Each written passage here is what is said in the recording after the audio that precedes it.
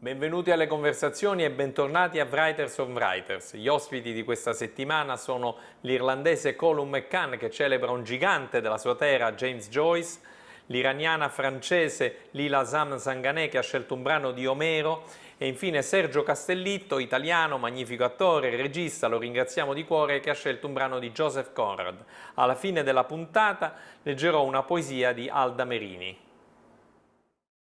Hi, I'm Colum McCann, and this is an extract from Ulysses. Bloom was talking and talking with John Weiss, and he quite excited with his dun-duckety mud-coloured mug on him and his old plum eyes rolling about.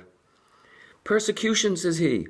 All the history of the world is full of it, perpetuating national hatred among nations.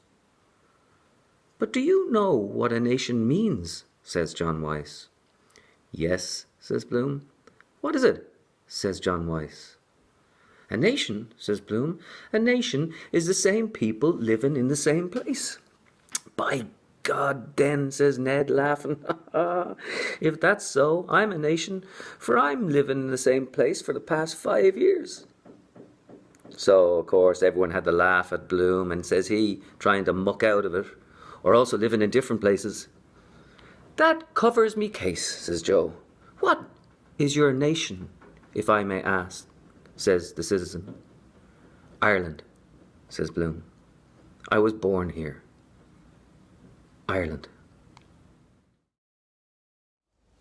Hello, today I'm going to read to you from The Odyssey by Homer, translated by Emily Wilson, who is the first woman to have translated the Odyssey into English. The translation is extraordinary. It's modern, jazzy, rhythmic, cool, poetic. It's moving. It speaks to the contemporary heart. I will start reading a short excerpt from Circe, the episode where she tells Odysseus how to deal with the sirens. That quest is over now, so listen. I will give you good instructions. Another god will make sure you remember. First, you will reach the sirens to bewitch all passers-by. If anyone goes near them in ignorance and listens to their voices, that man will never travel to his home, and never make his wife and children happy to have him back with them again. The sirens who sit there in their meadows will seduce him with piercing songs. Around them lie great heaps of men, flesh rotting from their bones, their skin all shriveled up. Use wax to plug your sailors' ears as you row past, so they are deaf to them. But if you wish to hear them, your men must fasten you to your ship's mast by hand and foot, straight upright with tight ropes. So bound you can enjoy the siren's song. But if you beg your men to set you free, they have to tie you down with firmer knots. I will not give you definite instructions about which route to take when you have sailed beyond the sirens. Let your heart decide. And the second part is the very beginning, from book 1, called The Boy and the Goddess in this version. Tell me about a complicated man.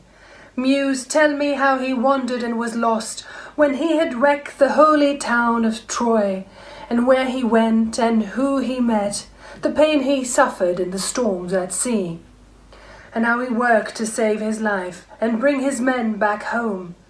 He failed to keep them safe, poor fools. They ate the sun god's cattle, and the god kept them from home. Now, goddess, child of Zeus, tell the old story for our modern times. Fine, the beginning. La sua forma robusta, con in tasca i soldi del servizio segreto di un'ambasciata, ereditati dal signor Verloc, stava già marciando nel fango dei canaletti di scolo, come se si allenasse al compito che lo attendeva in un inevitabile futuro.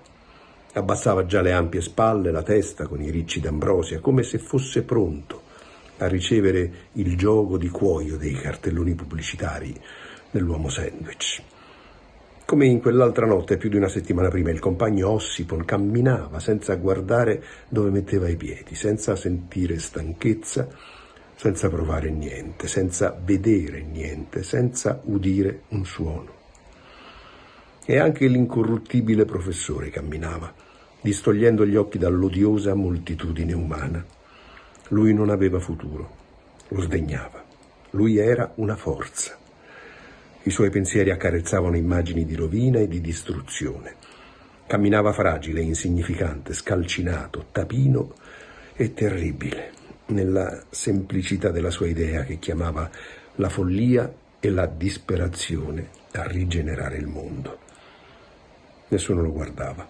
Passava, insospettato e portatore di morte, come la peste, nella strada piena di esseri umani. Come anticipato vi leggo alcuni versi di Alda Merini tratti da Francesco. Perché amo gli animali? Perché io sono uno di loro. Perché io sono la cifra indecifrabile dell'erba, il panico del cervo che scappa. Sono il tuo oceano grande e sono il più piccolo degli insetti e conosco tutte le tue creature.